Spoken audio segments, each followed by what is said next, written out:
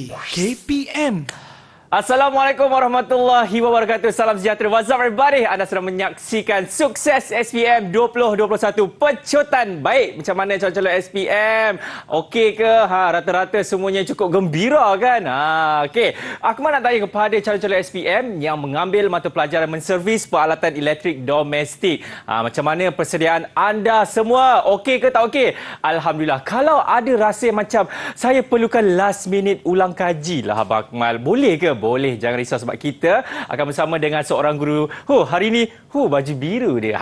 Nak tahu siapakah guru yang saya masukkan ini? Jom kita tengok profil guru hari ini. Let's go.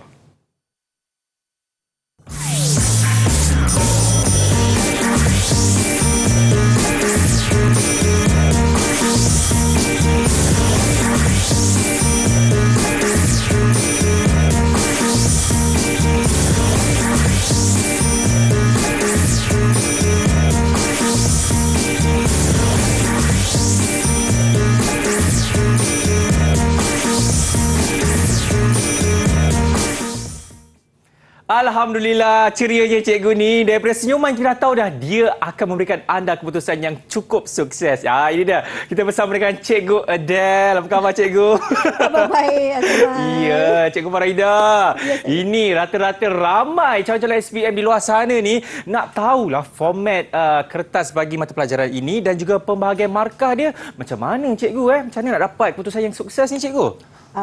Memang tepat sekali lah soalan Akmal tu. Jadi hari ini saya berada di sini kerana nak kongsikan semua ni dengan murid-murid saya yang calon-calon SPM bahkan menduduki kertas MPED. Kita akan tengok bagaimana format pentaksiran dia dan pembahagian markah supaya kita dapat menjawab soalan dengan lebih bijak dan lebih selamat. Dan kita nak tahu juga cikgu, mungkin cikgu boleh kongsikan persediaan ni untuk calon-calon SPM ni cikgu. Sebelum cikgu nak membentangkan cikgu punya hujah-hujahnya. Wah, hujah-hujah cikgu. Apa yang mereka kena lakukan ni cikgu sebelum ni? Sebenarnya saya pasti murid-murid saya dan calon-calon SPM tu semua telah pun siap sediakan diri mereka kerana guru-guru MPED telah menyediakan murid-murid ini untuk menghadapi peperiksaan dan mereka pun telah buat pentaksiran amali kerana pentaksiran ini akan banyak membantu mereka. Mereka boleh guna pengalaman tu dan kita ulang kaji lagi untuk pastikan kita sukses. Terbaik. Okey cikgu, saya rasa semua tak sabar kita mulakan kelas kita bersama dengan Cikgu Farida. Boleh cikgu? Ya, terima kasih Akmal. Okey, ini dia cikgu Silakan. Baik, saya mulakan Akmal. Terima kasih kerana sudi berjemput saya sekali lagi untuk slot sukses SPM 2021 Pecutan mata pelajaran vocational iaitu menservis peralatan elektrik domestik kod kertas 7109 Palang 1 bersama saya Cikgu Farida Kamilia binti Fazil. Jadi sesi yang pertama seperti yang saya katakan tadi, kita akan lihat bahagian format pentaksiran 2021 KSSM kertas menservis peralatan elektrik domestik kod kertas 7109.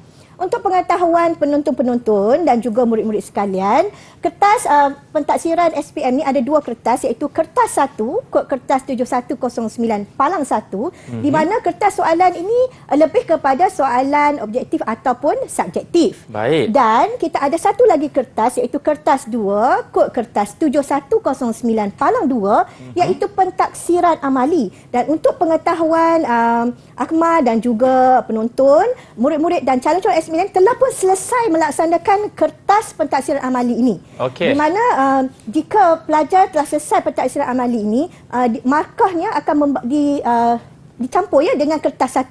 Dan kebanyakan saya pasti murid-murid yang calon SPM ni semua telah berjaya melaksanakan kertas amali pentaksiran 2 ni dengan baik sekali. Dan kita teruskan, kita lihat sekarang ni kertas 1 kod kertas 7109 Palang 1 di mana dia itu kertas objektif. Dia terdiri daripada dua bahagian iaitu bahagian A dan bahagian B.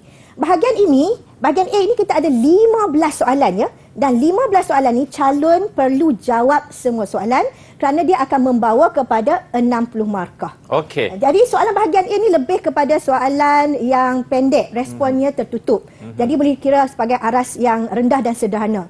Jadi kalau murid-murid nak skor, kita kena pastikan bahagian A ni lah yang kita kena jawab dengan yang terbaik. Kemudian kita teruskan ke bahagian B di mana bahagian B ni terdiri daripada 4 soalan saja dan soalan ini pun calon-calon perlu jawab semua soalan. Di mana dia membawa kepada 40 markah. Walaupun soalan aras bahagian B ni lebih kepada aras tinggi. Tapi calon-calon semua murid jangan takut. Sebab kita dah belajar, kita dah ulang kaji. Saya harap jawab saja. Saya nasihatkan jangan tinggalkan kosong. Apa saja yang murid-murid ingat tentang tajuk tu dan berkenaan dengan soalan tu, teruskan menjawab. Pasti akan ada markah nanti. Amin. Dan kesemua bahagian A dan bahagian B ini membawa kepada 100 markah dan masa yang diperuntukkan ialah 2 jam. Okey. Di dalam 2 jam ni, murid-murid harus pandai membahagikan masa. Saya nak beri nasihat, kalau calon-calon jumpa soalan yang susah, jangan buang masa dalam soalan tu. Teruskan ke soalan seterusnya.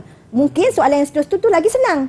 Jadi bila kita dah selesai, baru kita patah balik tengok soalan yang susah tu untuk selesaikannya. Betul. Ingat ya, kita kena bijak sekarang dalam menjawab peperiksaan ni. Yes. Dan cakupan konteksnya pula terdiri pada tajuk-tajuk daripada tingkatan 4 dan tingkatan 5. Dan kita lihat standard kandungannya. Tingkatan 4 kita ada modul 1 hingga modul 7. Jadi soalan-soalan ini akan keluar daripada tajuk-tajuk ini. Dan juga tingkatan 5 kita ada modul 7 hingga modul 11. Di mana kita akan tajuk-tajuk inilah yang akan keluar soalan-soalannya untuk murid-murid jawab nanti. Okay. Sebenarnya dalam modul ni semua telah dilaksanakan amali. Jadi pengalaman suatu amali itu sebenarnya lebih memberi pengajaran yang mendalam kepada murid-murid. Murid-murid lebih ingat dan ini sangat membantu untuk menjawab kertas 1. Baik, itu dia cikgu. Ya. Okey, sebelum kita nak pergi ke sesi yang seterusnya, tadi cikgu pun dah menunjukkan format pentaksiran cikgu Ya, Jangan risau mengenai bahagian A dan bahagian B. Kalau semua dah buat persediaan, insya-Allah anda akan jawab dengan tenang kan cikgu. Ya, saya. Okey, kita nak berhenti rehat dulu. Selepas ini kita akan mula sesi seterusnya dalam Sukses SPM 2021 Pecutan. Didik TV KPM. Didik TV KPM. Baik, masih lagi menyaksikan Sukses SPM 2021 Pecutan bersama dengan saya Akmal Nazri. Baik, tadi kita dah tengok dah format pentaksiran dan sekarang ini kita nak tengok bagi soalan bahagian A. Silakan cikgu. Terima kasih Akmal. Sama-sama. Sekarang kita sampai bahagian ini. Nantikan kita nak lihat bahagian soalan-soalan bahagian A. Saya di sini lebih menerangkan tentang jenis-jenis soalan yang Baik. biasanya keluar dalam kertas 1 bahagian A. Okey. Kita lihat soalan contoh 1 Okey. bagi tajuk penguji tebatan. Saya selalu ingatkan murid-murid saya yang calon-calon SPM mesti baca soalan dahulu. Kerana dalam soalan ni ada tips-tipsnya, semua kita kena faham apakah kehendak soalan untuk menjawab soalan tersebut. Jadi sekarang ni Raja 1 menunjukkan penguji tebatan. Jadi Raja 1 tu penguji tebatan. Jadi murid-murid perhatikan bentuk fizikal dan padankan dengan nama bahagian yang tepat. Sepadan dengan soalannya iaitu padankan bahagian utama penguji tebatan yang betul. Okey. Dengan menulis A, B, C, D dan E pada ruang jawapan. Jadi kaedahnya di sini pelajar kena faham, dia suruh pilih A, B, C, D dan E. Oleh sebab itu, tulis semula pilihan jawapan yang diberi dengan padanan yang betul. Tak perlu tulis panjang, hanya masukkan huruf je sahaja. Okey. Ini adalah kemahuan soalan, ya. Jarum penunjuk A, Swiss tekan, skala, lampu penunjuk dan tombol kawalan. Baik. Kita lihat kemudian kita lihat soalan contoh yang kedua, masih tajuk penguji tebatan. Kalau murid-murid perasan, Raja 2 ini menunjukkan penguji tebatan. Masih penguji tebatan, masih dilabelkan A, B, C dan E. Tetapi berdasarkan Raja 2, tuliskan nama bahagian yang berlabel A, B, C, D dan E pada ruang jawapan. Kali ini kaedah dia ialah perlu tulis nama bahagian. Oleh sebab itu, murid-murid sila perhatikan bentuk fizikal alat tersebut. Gambar untuk soalan tiada warna. Saya ingatkan kepada semua calon-calon bahawasanya dalam kertas 1 nanti, semua gambar adalah tidak berwarna. Oleh Okey. sebab itu, calon-calon perlu gunakan ingatan dan pengetahuan untuk menulis nama dengan tepat. Sebab tu saya kata waktu amali tu, dia dah biasa dengan alat-alat ni, dia dah boleh gambarkan. Jadi, apa yang murid perlu lakukan, tulis jawapan sendiri tanpa pilihan jawapan diberi. Kali ini tidak ada pilihan jawapan. Murid kena guna ingatan dan tulis jawapan pada ruang jawapan. Di mana A Okey. itu terminal bumi, Baik. B terminal hidup, C skala, D kuar berkelip dan E kuar penguji. Kita akan teruskan dengan soalan contoh 3. Di mana ini adalah tajuk kapasitor. Baca soalan dahulu. Rajah 3 menunjukkan beberapa jenis kapasitor yang terdapat di pasaran. Apa maklumatnya? Kapasitor. Seperti dalam rajah 3. Berdasarkan rajah 3, tuliskan 4 fungsi kapasitor di dalam litar elektrik pada ruang jawapan. Kali ini kaedahnya ialah menulis fungsi kapasitor pada ruang jawapan. Jadi apa yang murid perlu lakukan? Perlu gunakan ingatan dan pengetahuan untuk menulis fungsi kapasitor yang tepat. Di mana murid kena tulis sendiri jawapan tanpa pilihan jawapan diberi. Ya? Seperti ini jawapan-jawapannya. Okey. Saya pasti murid-murid semua ni kalau buat ulang kaji memang dah boleh jawab tajuk ni. Tengok gambar je dah tahu dah. Ya, kita teruskan dengan soalan contoh yang keempat pada tajuk beban elektrik. Berikut merupakan jenis beban elektrik. Ada elemen pemanas, motor, transducer, injap solenoid. Dan berdasarkan pernyataan fungsi di bawah, tuliskan jenis beban yang betul pada ruang jawapan. Tekankan perkataan betul tu. Dia perlukan jawapan yang betul. So, kaedah dia ialah memilih beban. Kita hanya perlu pilih saja pernyataan beban yang telah diberi itu dan masukkan ke dalam ruang jawapan. Jadi murid sekali lagi gunakan ingatan dan pengetahuan untuk memilih jenis beban yang tepat dengan fungsinya dan masukkan dalam ruang jawapan. Ya. Macam ni, menukarkan tenaga elektrik kepada tenaga mekanikal, motor, menukarkan elektrik kepada tenaga haba elemen pemanas, mengawal aliran cecair atau gas, injak solenoid dan menukarkan satu bentuk tenaga ke bentuk tenaga yang lain, semestinya transducer. Dia membawa kepada 4 markah. Kadang-kadang ya calon-calon sila lihat pembahagian markah tu. Rasanya jika pembahagian markah tu ialah 4, pasti jawapannya pun lebih kurang 4 juga. Ya. Kemudian kita lihat soalan contoh yang kelima. Tajuknya pembersih vacuum. Kita lihat soalan. Rajah 5A menunjukkan gambar rajah blok pembersih vacuum. So, gambar 5A tu dia punya gambar rajah blok. Okey. Dan manakala rajah 5B merupakan litar skematik pembersih vacuum yang tidak lengkap. Gambar rajah blok maksudnya dalam bentuk blok. Skematik tu biasanya dalam bentuk simbol. Apakah kemahuan soalan ini? Berdasarkan pernyataan sambungan di bawah, tandakan simbol betul bagi sambungan yang betul dan pangkah yang salah pada ruang jawapan. Apa yang perlu murid lakukan? Lukis dahulu sambungan yang betul dan pilih pernyataan yang tepat. Untuk melukis sambungan yang betul dan pilihan pernyataan yang tepat ni, murid perlu rujuk gambar rajah 5A untuk bantu dia lukis di sini. Ya, dia lihatlah bagaimana sambungan komponen yang sama dalam gambar rajah ni, contohlah Swiss. Dekat bawah ni pun ada Swiss. Betul. Jadi dia lihat dah, live sambung ke Swiss. Jadi di sini live ni sambungan dia ke Swiss. Macam tu. Dan seterusnya. Baiklah. Jadi tulis semula pilihan jawapan, simbol betul atau pangkah diberi dengan padanan yang betul. Saya perlukan bantuan Akmal, Menteri Tengok Akmal. Bila pernyataannya di sini menyambung titik A ke B, jadi kita rujuk kepada gambar rajah yang kita dah lukis tadi. Betul. Sambungan titik A ke B. Titik A ke B. Ada sambungan tak, Akmal? Ada, cikgu. Jadi jawapannya adalah betul. Pandai, Akmal. Seterusnya menyambung titik B ke C. Ya, cikgu. Ya, B ke C. Ada sambungan tak? B ke C. Kalau kita dapat lihat di gambar rajah tersebut tidak ada sambungan, jadi jawapannya adalah salah. Pangkah. Tepat sekali. Tengok, Akmal pun cepat sambung. Ya, cikgu. Seterusnya menyambung titik C ke D. Kalau kita dapat lihat juga, sekali lagi di gambar rajah, C ke D ada penyambungan di situ, jadi jawapannya betul. Ya, betul. Okey. Ya, berpandukan lukisan tadi kan. Dan seterusnya kita E ke F. Ini mungkin agak tricky sebenarnya. Kalau anda dapat lihat betul-betul sebenarnya, litar tersebut tidak sambung E ke F, betul? Ya, betul. Mari kita tengok jawapan. Ya, tidak ada sambungan. Dan awal sekali menyambung titik G ke H. Semestinya cikgu kalau G ke H, kalau kita dapat lihat ada sambungan di situ. Jawapannya adalah apa dia, cikgu?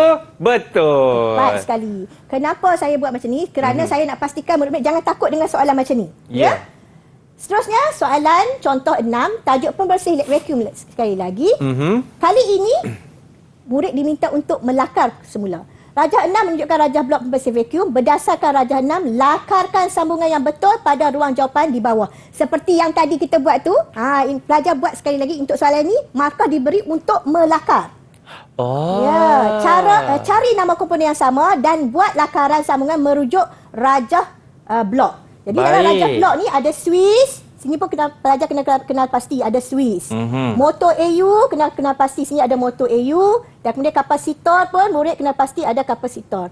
Tambatan live, tambatan neutral, tambatan live dan tambatan neutral. Barulah murid boleh buat penyambungan dengan betul. Lakar jawapan sendiri tanpa pilihan jawapan diberi. Ini kena ikut kemahiran melakar lah murid-murid tu.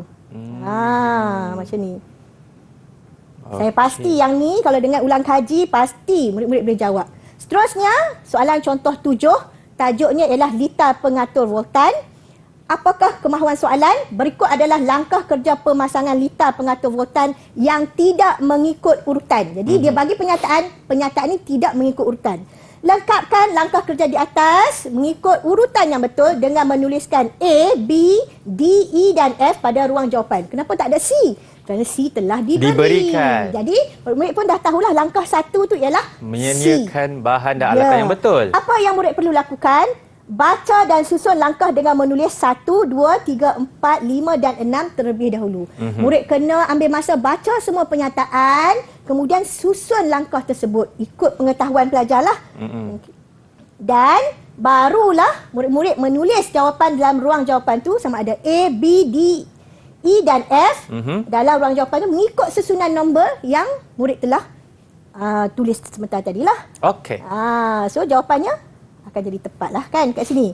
Setelah dia dah puas hati, dia tulis. Kita teruskan dengan soalan contoh yang ke-8 iaitu alat kawalan dan perlindungan. Di sini Rajah 8 menunjukkan alat kawalan dan perlindungan pendawaian di rumah. Dalam Rajah 8 ni ada gambar rajah sebenar ya. Kelaskan alat itu dengan menulis P, Q, R dan S dalam ruang jawapan. Gambar-gambar ni hanya diwakilkan oleh huruf P, Q, R dan S dan murid perlu tuliskan dalam ruangan jawapan. Kenal pasti gambar diberi dan gunakan pengetahuan untuk mengelaskannya kepada dua bahagian.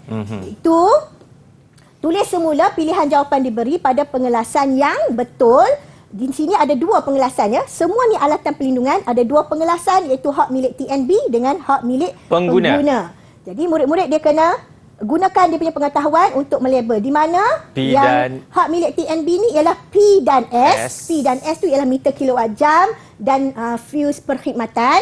Ni hak milik TNB dan seterusnya Q dan R tu adalah hak milik pengguna iaitu pemutus litar kecil dan juga Swiss utama. Jadi ini pun sama. Murid hanya masukkan huruf saja, tak perlu tulis nama alatan tersebut. Dah dapat 4 markah cikgu. Ya, dah dapat. Dan kita teruskan dengan soalan contoh yang ke-9 iaitu masih dalam tajuk bekalan kuasa arus ulang-alik. Sekali lagi saya tekankan sila baca soalan betul-betul ya. Berikut menunjukkan ciri-ciri dua jenis sistem bekalan arus ulang-alik. Tuliskan jenis sistem bekalan pada ruang jawapan. Saya terangkan di sini warna kuning ni tuliskan jenis sistem. Jadi kaedah dia ialah murid perlu tulis jenis sistem. Ada dua jenis sistem iaitu sistem 3 fasa dan sistem 1 fasa. Jadi murid perlu faham ciri ni supaya dia tahu jawapan yang sebenar di sini. Kalau kita lihat ya, gunakan ingatan dan pengetahuan untuk memikirkan jenis sistem berdasarkan ciri-ciri. Ini semua pelajar dah ulang kaji benda ni. Kalau cirinya ialah membekalkan voltan 415 volt AU arus ulang alik dan dianya dibekalkan ke kawasan industri dan komersial, semestinya ia adalah 3 fasa cikgu. Ya, pandai. Jawapan tu ditulis sendiri tanpa diberi dalam ruang jawapan iaitu 3 fasa. Tepat sekali. Ya, cikgu. Murid boleh tulis dalam perkataan 3 fasa ataupun murid boleh tulis nombor 3 dan simbol fasa. Masih diterima. Baik. Dan untuk ciri yang kedua, membekalkan voltan arus ulang-alik 240 volt biasanya dibekalkan ke rumah kediaman semestinya 1. ya, 1 fasa. Murid boleh tulis 1 fasa ataupun tulis nombor dan juga simbol fasa. Dan saya rasa itu saja untuk yang saya nak bincangkan. Lebih kurang macam itulah soalan-soalan yang biasa keluar. Ya, kita belum habis lagi ya murid-murid. Nampak tu cikgu ada tulis apa tu? Soalan bahagian B selepas ni. Anda sebenarnya ke mana? Kita nak berhenti rehat dulu. Selepas ni kita akan sambung balik bersama dengan cikgu dalam Sukses SPM 2021 Pecotan. Didik TV KPM. Didik TV KPM. Baik, masih lagi menyaksikan Sukses SPM 2021 bersama dengan saya Akmal Nazir dan juga cikgu kita, cikgu Adele kita. Tadi dah bahagian A cikgu dan sekarang ini cikgu akan sentuh pula bagi bahagian B. Silakan cikgu. Terima kasih Akmal. Kita akan teruskan ke bahagian soalan-soalan bahagian B. Okey. Soalan bahagian B ni walaupun dia aras tinggi saya kata tadi, soalannya respon terbuka, tapi saya harap sangat murid-murid jangan ada perasaan takut untuk menjawab soalan bahagian B ni.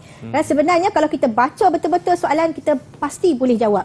Kita lihat kepada contoh soalan 1 di mana tajuknya ialah tajuk keusahawanan, iaitu pengiraan kos.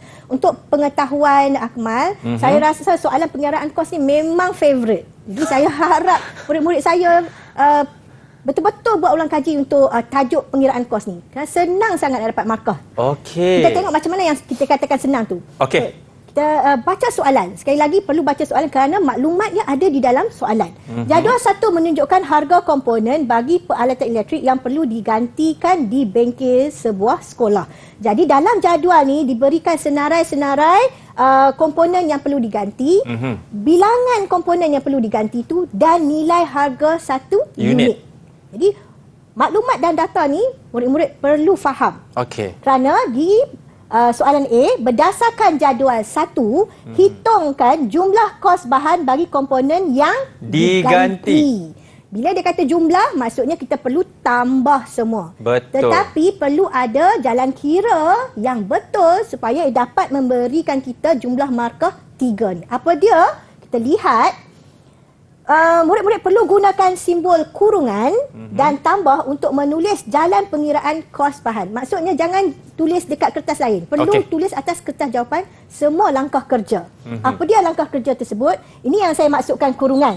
Ya, di mana kalau ada 3 unit, murid perlu darablah dengan harga unitnya 5. Penyataan ni perlu ditulis semua sekali kerana ia akan membawa markah. Begitu juga dengan yang di bawah ni. Jadi yang saya masukkan kurungan ni, semua ni penyataan langkah kerja yang akan membawa markah kepada calon-calon. Di mana untuk setiap penulisan langkah ni diberi markah, dan untuk jawapan bahagian 1A ini, jumlahnya iaitu RM166.20 akan digunakan semula dalam soalan seterusnya, iaitu soalan 1B. Kita lihat soalan 1B, jumlah kos baik pulih sekiranya kos upah RM80 dan kos overhead RM25. Di sini, murid-murid jangan takut. Inilah saya maksudkan dalam soalan ni ada maklumat. Dalam maklumat dah diberi soalan ni, ya, kos upah berapa? RM80. Kos overhead berapa? RM25. Jika murid menulis semula formula, jadi murid boleh terus masukkan data tersebut. Jumlah kos baik pulih adalah jumlah kos bahan yang tadi kita kira di 1A, tambah kos upah yang ada dalam soalan tu maklumatnya, dan kos overhead iaitu 80 dan 25 ditambah. Dan semua penyataan ini, langkah kerja ini perlu ditulis supaya dapat memberi markah penuh kepada calon. Dan sekali lagi jawapan untuk bahagian B ini akan diguna semula untuk soalan C. Okey. Kita lihat soalan C, jumlah kos keseluruhan jika anda mengambil keuntungan 15%. Yang ini saya selalu ingatkan murid-murid saya, kalau soalan tu dia sebut keuntungan, maka dalam formula tu nanti murid perlu tambah 15% tu. Jika dia sebut pengurangan ataupun kerugian, maka 15% tu murid perlu tolak daripada formula tu. Kita lihat, ya. Kos keseluruhan sama juga kos baik pulih tambah keuntungan 15%. Kenapa tambah tadi saya kata? Sebab dia sebut keuntungan. Ya, dan langkah ini semua perlu ditulis bagi memberi markah untuk yang penuh lah untuk murid-murid lah. Ya, semua langkah kerja ditulis dan dia akan memberi kepada jumlahnya RM311.88 itu adalah jawapan untuk jumlah kos keseluruhan. Okey, kita teruskan, ya. Kita tengok soalan contoh yang kedua dalam bahagian B. Biasanya ialah soalan baik pulih. Di sini saya pilih contoh baik pulih kipas. Dia boleh keluar banyak contoh soalan baik pulih. Ada banyak alat elektrik yang murid-murid telah pelajari dalam tingkatan 4 dan tingkatan 5. Baik. Tetapi kalau kita ikut tips, pasti kita boleh jawab soalan ni. Senang saja. Kita lihat, ya, dekat soalan ni. Untuk soalan ni, sekali lagi kena baca betul-betul. Sebab, kita lihat, sebuah kipas meja didapati mengalami kerosakan berpusing dengan perlahan pada semua kelajuan. Perhatikan, saya tekankan ayat berpusing dengan perlahan pada semua kelajuan. Soalan dia kata, nyatakan 2 jenis peralatan ujian yang boleh digunakan untuk mengesan punca kerosakan tersebut. Untuk menjawab soalan ini, murid perlulah berdasarkan simptom kerosakan yang berlaku pada komponen yang di atas tu, dia telah memberi petunjuk apakah jenis peralatan ujian yang digunakan. Jika macam dalam kes ni, disebabkan kipas tu berpusing dengan perlahan, kerosakannya biasanya berlaku pada kapasitor atau motor. Jadi untuk menguji kapasitor dan motor, anda boleh gunakan penguji kapasitor dan menggunakan meter pelbagai dan penguji tebatan. Sebab itulah saya kata kena tengok betul-betul simptom dekat bahagian soalan tu. Okey. Seterusnya, kita lihat bahagian B, huraikan langkah membaik pulih kerosakan. Bila sebut huraikan, murid-murid calon-calon perlu tuliskan setiap langkah untuk memenuhi jumlah markah 6 ni. Kan saya kata tadi, sila lihat bahagian peruntukan markah. Kadang-kadang ia dapat beri gambaran kepada murid berapa banyak yang perlu dia jawab. Jadi kalau dalam 6 markah ni lebih kurang ada 6 step ataupun langkah yang perlu calon tulislah. Okey. Jadi biasanya ni tips ni, sila catat. Selalunya saya ajar anak murid saya, kita guna rumus akronim ni untuk membantu pelajar mengingat cara-cara langkah-langkahnya. Apa dia akronim dia? Iaitu mari beli udang galah, pasti untung. Sedapnya. Untung tu sebab sedap lah tu. Ya. So, kita akan gunakan huruf yang mula tu, mari beli M, B, U, G, P dan U untuk pelajar menghafal apakah langkah-langkahnya. So, langkah yang pertama M tu ialah matikan Swiss, soket alih keluar dan cabut palam 3 pin. Ini adalah langkah keselamatan. Mesti tulis langkah keselamatan ni. Yang kedua, buka dan buraikan kipas meja menggunakan peralatan tangan yang sesuai. Kalau dalam soalan ni kipas meja, ayat ni kipas meja. Kalau soalannya periuk nasi, kita tukar saja dekat sini. Buraikan periuk nasi.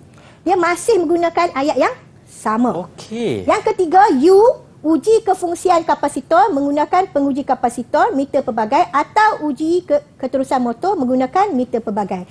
Uji itu kata kuncinya, komponen tu bergantung kepada soalan A. Okey. Macam tadi soalan A kapasitor dan kan. Jadi sini dia uji kapasitor lah. Dan 4G iaitu gantikan kapasitor atau motor yang rosak dengan yang baharu. Yang kelima, P, pasang semula. Ini ayat yang sama. Kipas meja dengan kemas. Kalau periuk nasi, pasang semula periuk nasi dengan kemas. Dan akhir sekali, uji kefungsian kipas meja dan amalkan langkah-langkah keselamatan. Jadi kalau alat yang lain, kita guna ayat yang sama juga, uji kefungsian periuk nasi dan amalkan langkah-langkah keselamatan. Cikgu, boleh saya tanya soalan? Boleh. Maksudnya akronim mari beli udang galah pasti untung ini boleh gunakan apa-apa sahaja untuk soalan yang berbentuk huraikan langkah membaik pulih kerosakan? Ya, tepat sekali Akmal.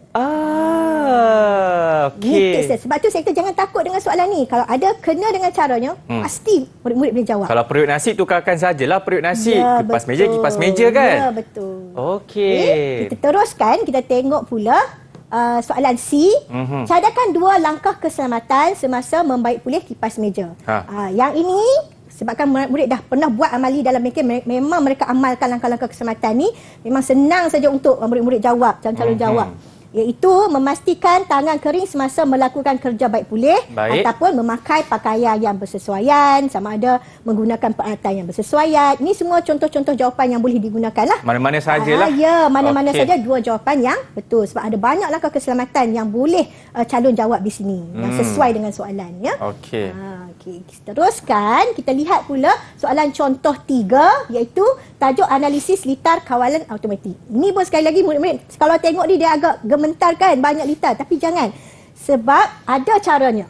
Kita lihat soalan, Raja 3A menunjukkan litar skematik kawalan automatik. Bila sebut litar skematik, maksudnya litar yang ada simbol ya.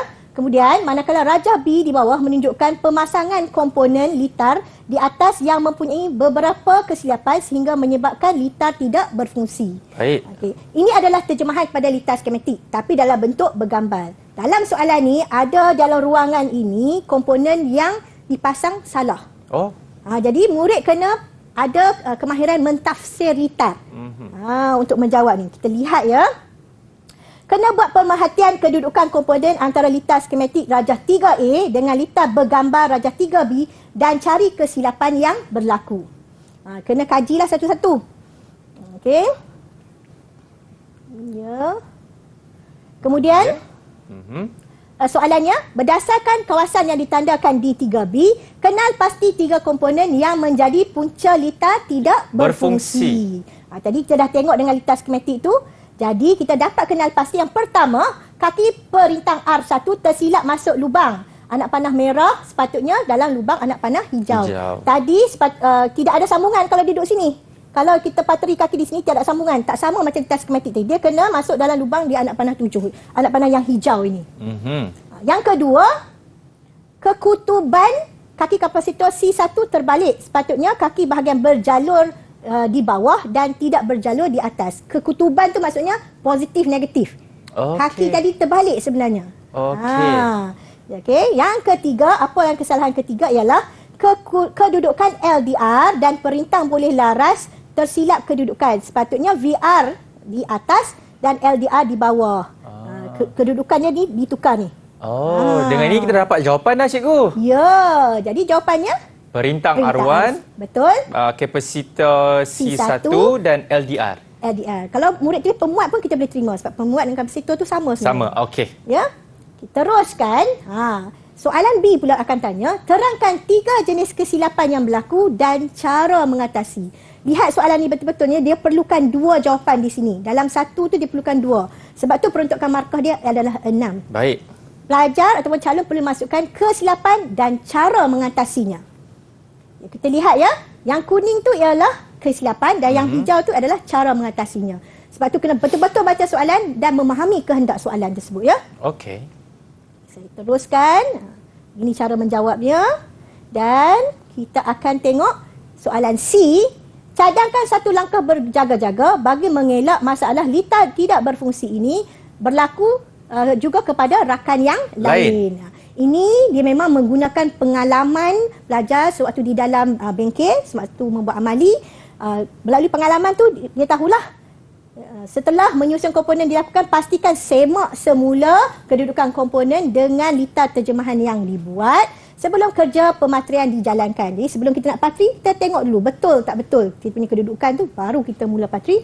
Ataupun calon boleh juga jawab mana-mana jawapan yang munasabah. Diterima. Kalau berkaitan dengan soalan ni, boleh diterima. Ya? Sebab tu saya kata jangan tinggalkan kosong. Sayang, cikgu. Ya. Kadang-kadang kita tak tahu kan. Boleh memberi markah. Ni membawa pada 1 markah. 1 markah pun bernilai tu. Betul. Teruskan, kita lihat contoh soalan 4. Tajuk perbandingan mesin basuh automatik. Bila dia sebut perbandingan, maksudnya kita kena bandingkan. Kita lihat soalan ya. Soalan kata, rakan anda meminta pandangan untuk membeli sebuah mesin basuh automatik untuk kegunaan yang lebih ekonomi. Jadual 4 di bawah menunjukkan 2 jenis mesin basuh automatik yang terdapat di pasaran. Perhatikan, saya telah highlight ataupun tekankan kegunaan yang lebih ekonomi di situ. Kenapa? Nanti kita lihat. So, jadual 4 ni, murid kena pastikan faham betul-betul jadual ni. Ada 2 jenis mesin basuh, kemudian diberikan perbezaan spesifikasinya. Okey. Dan seterusnya kita lihat soalan. Berikan 3 perbandingan antara mesin basuh automatik A dan mesin basuh automatik B. Berdasarkan jadual tadi ni, murid diminta tulis 3 perbandingan. Jadi ambil maklumat yang diberi dan buat perbandingan dengan memasukkan perkataan seperti lebih rendah, lebih tinggi, lebih perlahan, lebih laju, lebih pendek, lebih panjang, lebih murah dan mahal. Dan masukkan juga maklumat nilai ataupun datanya sekali, iaitu 580 watt, 2000 watt, 800 RPM, 1200 RPM, 1 tahun, 2 tahun, RM850 dan RM1600 semasa membuat perbandingan. Kita tengok contoh jawapannya. Okey. Jadi tengok, yang warna kuning tu ialah mesin basuh A dan warna hijau tu adalah mesin basuh B. Lihat ya, mesti ada perkataan lebih rendah. Mesin basuh A menggunakan kuasa yang lebih rendah. Datanya ialah iaitu 500 watt. Manakala mesin basuh B menggunakan kuasa yang tinggi, iaitu berapa? 2000 watt. Berbanding 580 watt mesin basuh A. Mesti ada perbandingan, mesti ada data. Okey. Kelajuan putaran mesin basuh A lebih perlahan, ya, lebih perlahan. Itu diberi perbandingannya tu 800 RPM datanya, manakala putaran mesin basuh lebih laju dan datanya ialah berapa laju? 1200 RPM. Dan ketiga, mesin basuh A lebih pendek. Jaminannya lebih pendek iaitu 1 tahun, manakala jaminan mesin basuh B adalah lebih panjang iaitu 2 tahun. Ini adalah perbandingan yang murid perlu tulis. Sebenarnya mudah je. Hanya mentafsir semula maklumat dalam jadual tu saja. So sebab tu saya kata jangan takut dengan soalan bahagian B. Kita teruskan. Setelah buat perbandingan, Mhm. pilih mesin basuh automatik yang terbaik untuk dibeli dan alasannya. Okey. Ini ingat tak tadi yang saya tekankan tu yang lebih ekonomi? Jadi sewaktu membuat perbandingan untuk menjawab ni, kita kena pilih mesin basuh yang lebih ekonomi untuk menjawab ni. Kita lihat ya. Daripada maklumat di jadual, mesin basuh A harganya lebih murah berbanding dengan mesin basuh B. Penggunaan mesin basuh A lebih menjimatkan berbanding dengan mesin basuh B. Kerana soalan menginginkan mesin basuh automatik yang kegunaannya lebih ekonomi, maka mesin basuh A bertepatan dengan kehendak soalan. Jadi murid tulislah jawapannya. Murid memilih mesin basuh A kerana lebih murah dan penggunaan kuasanya lebih menjimatkan. Ini membawa kepada 2 markah. Kemudian yang ketiga, cadangkan 2 kaedah menyelenggara mesin basuh automatik. Ini pun sekali lagi perlukan pengalaman murid-murid sewaktu di dalam bengkel dan sewaktu melakukan amali. Daripada pengalaman ni, murid boleh menjawab ya, sama ada membersihkan penapis kotoran setiap kali selesai menggunakan mesin basuh ataupun lap dengan bersih kotoran dan habuk yang terdapat pada bahagian luar mesin basuh. Ada lagi pilihan jawapan yang munasabah seperti membersihkan tap mesin basuh automatik dengan cara membuka dan membuang lumut yang melekat padanya. Ataupun mana-mana lagi jawapan yang difikirkan munasabah. Ya, ni siapa selalu menggunakan mesin basuh, cikgu, dia tahulah. Ya. Memang sewaktu dalam bengkel, memang pelajar ada amali menggunakan mesin basuh ni. Jadi memang pelajar menggunakan mesin basuh dan juga menservis mesin basuh tu. Jadi pengalaman ni akan sangat-sangat membantu mereka menjawab soalan ni.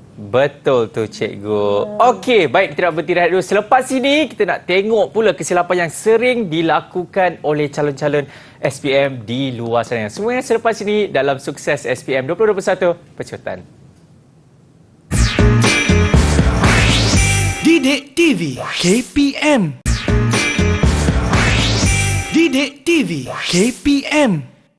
Baik, masih lagi menyaksikan Sukses SPM 2021 Pecutan. Baik, sekarang ini saya nak tahulah apa antara kesilapan-kesilapan yang sering dilakukan oleh calon-calon SPM di luar sana. Apa dia, cikgu? Baik, terima kasih Akmal.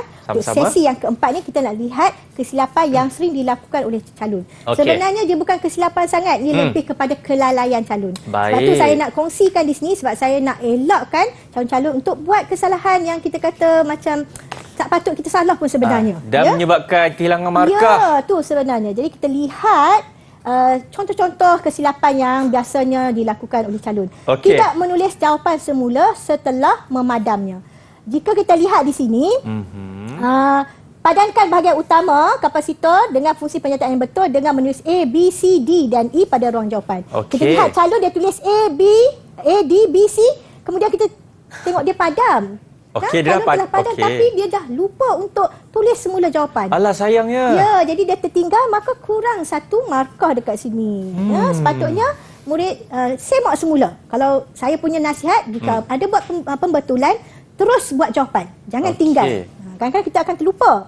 Jadi kita lihat kesilapan yang kedua, tidak mengisi jawapan disebabkan tidak memahami arahan soalan. Disebab itulah saya pesan sangat-sangat untuk semua calon-calon, sila baca soalan betul-betul dan faham kehendak soalan. Seperti dalam soalan ini, padankan peringkat sumber itu dengan pernyataan betul dengan menulis A, B, C pada ruang jawapan. Walaupun diberi A, B dan C, tetapi pada ruang jawapan ada 5 bahagian dalam ruang jawapan. Mana lagi P2-nya? Ya, jadi arahan soalan meminta calon menjawab 5 tempat kosong dengan menulis jawapan A, B atau C. Ya. Tapi sekarang apa yang kita lihat, calon tidak menulis untuk 2 ruangan tersebut. Hanya 3 ruangan di atas saja, C, A dan B.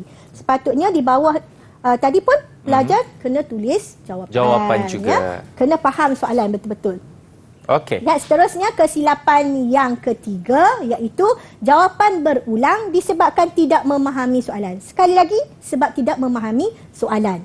Padankan bahagian utama gerudi tangan dengan penyataan fungsi yang betul dengan menulis A, B, C dan D pada ruang jawapan. Diberi 4 pilihan, A, B, C dan D. Jadi dan tempat ruangan pula pun ada 4 ruangan. Jadi kita lihat jawapan, murid tertulis D, B, B. Sekali lagi murid tulis B. Okey. Sepatutnya mana huruf C? Sebab inilah saya kata kelalaian ya. Kita lihat soalan tu dia minta 4 dan ada 4 pilihan jawapan juga diberi. Kita teruskan, kita lihat kesilapan yang keempat, Ya. iaitu jawapan lebih dari satu disebabkan tidak memahami arahan soalan. Okey. Boleh. Dalam ini kita lihat diberi soalan P, Q, R, S dan T adalah penyataan jenis elemen pemanas. Ya. Di sini untuk penyataan ini P, Q, R, S dan T, kita lihat soalan, pilih 3 penyataan elemen pemanas jenis polimer dengan menulis P, Q, R, S dan T pada ruang jawapan. Okey. Diberi daripada P hingga ke T, tapi ruangan jawapan ada 3 saja. Murid tidak perlu tulis semua huruf tu di situ. Kalau kita lihat dalam soalan ni, dalam satu kotak tu calon telah tulis P dan Q, dan satu kotak lagi R dan S, dan satu kotak lagi T. Yang T tu betul lah, satu je pilihan. Tetapi untuk yang pertama dan kedua tu ada 2 huruf di situ. Kalau dia tulis P, lepas tu dan kotak kedua S, dah dapat dah 3 markah, Ya, cikgu. betul. Ini saya kata perlu diberikan perhatian, ya. Arahan soalan meminta calon menjawab 3 tempat kosong sahaja dengan menulis jawapan P atau Q atau R atau S atau T, ya. Sila beri perhatian ya murid-murid untuk soalan-soalan macam ni. Kita sayang sangat. Sayang, no? Ya. Kita teruskan dengan kesilapan yang kelima, iaitu jawapan menulis menjadi melakar disebabkan tidak memahami arahan soalan. Baik. Soalan minta lain yang calon murid buat. Berdasarkan Raja 4, lengkapkan Raja Blok Ketuhan dengan menulis nama komponen pada ruang jawapan yang disediakan. Okey. Ya, kita lihat sini nama komponen. Okey. Arahan soalan meminta calon menjawab 4 tempat kosong dengan menulis nama komponen dan bukannya melakar semula simbol. Kalau kita lihat dalam jawapan yang ditulis ni, yang berwarna biru ni, calon telah melukis simbol. Simbol untuk pemasa, simbol untuk sis pemilih pemanas, simbol elemen pemanas dan simbol lampu pandu. Sedangkan kehendak soalan dia perlu menulis nama komponen, iaitu nama dia pemanas, sis pemilih pemanas, elemen pemanas dan lampu pandu. Tuliskan nama sahaja. Sayang lah. Ya. Jadi tolong baca dan fahami kehendak soalan. Kita teruskan, kita lihat kesilapan yang seterusnya, itu lakaran pendawaian menggunakan sambungan T yang salah. Okey. Apa maksud sambungan T yang salah? Ya.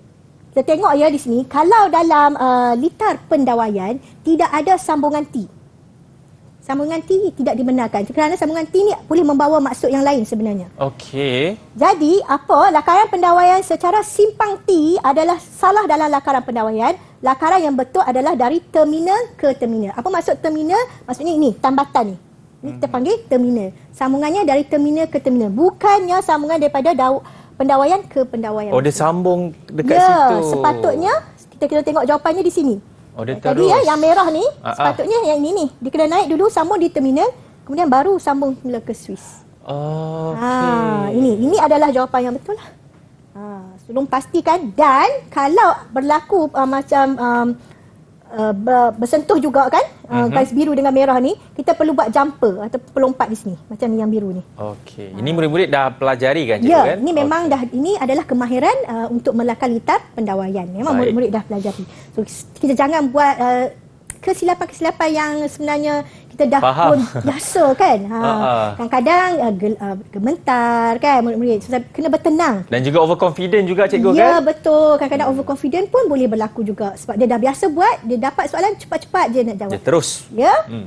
Kita lihat seterusnya, kesilapan yang ketujuh, tertinggal langkah, tidak menulis rumus dan silap operasi tolak menjadi tambah. Untuk pengiraan kos, memang kena hati-hati. Ini adalah beberapa contoh kesilapan yang sering dilakukan oleh calon, iaitu langkah 1 tidak ditulis menyebabkan kehilangan markah. Yang tadi saya kata dalam bentuk kurungan tu kan, perlu dinyatakan, perlu ditunjukkan. Kalau murid tak buat tu, dia dah hilang 1 markah. Aduh. Kadang-kadang sebab ada kalkulator kan. Jadi dia tekan kalkulator, terus tambah. Dia tak tulis dalam kerja.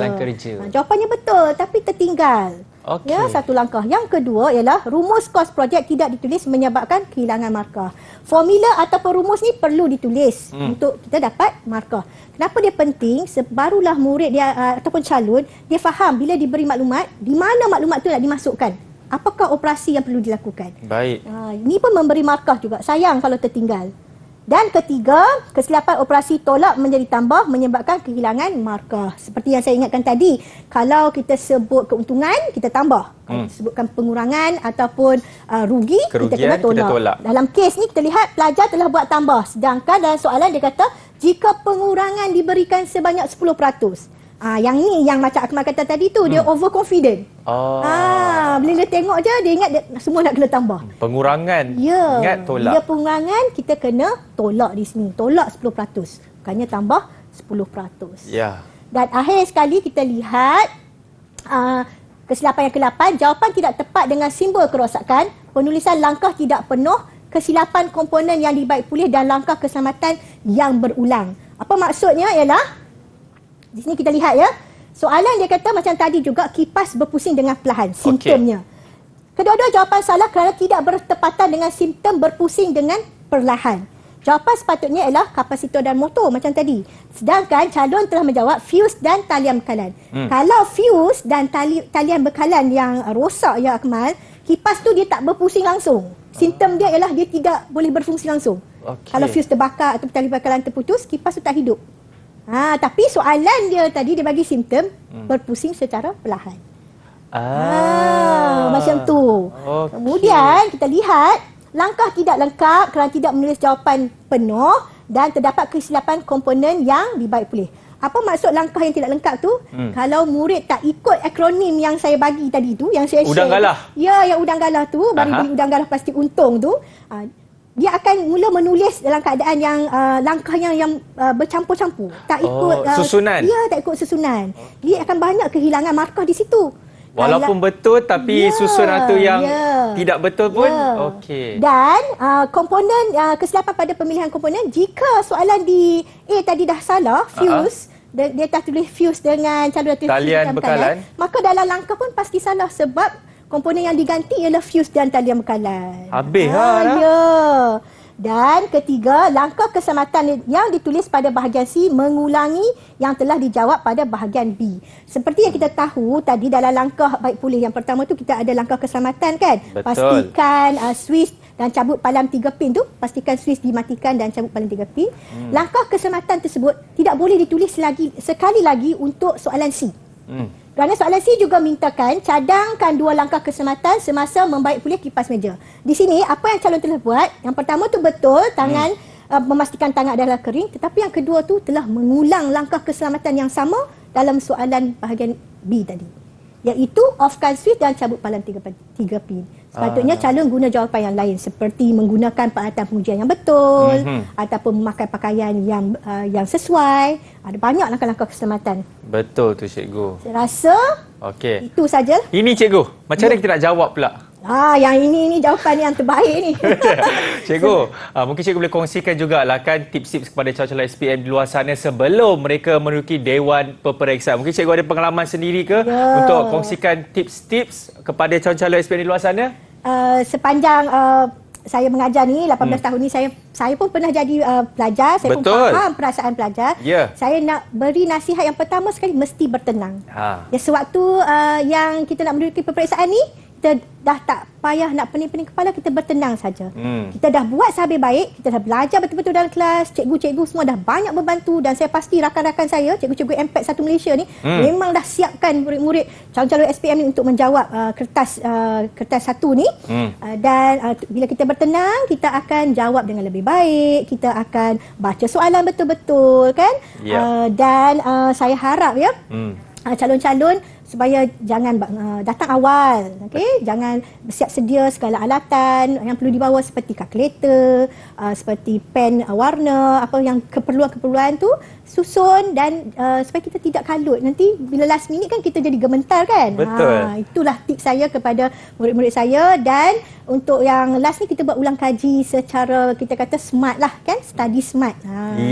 Saya pula rasa gugup lah tiba-tiba ni cikgu. Saya memang nantikan temu janji saya dengan anak murid saya 29 Mac hari Selasa pukul 2.30 petang hingga 4.30 petang. TV mana cikgu? Itu TV yang terbaik tu.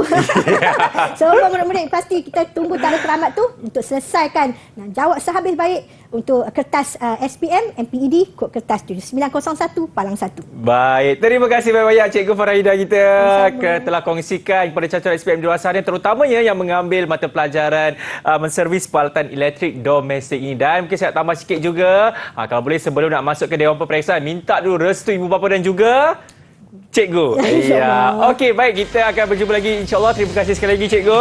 Ingat kepada anda semua, jaga diri. All the best. Saya Akmal Nazri. Jumpa lagi insya-Allah. Assalamualaikum. Bye-bye.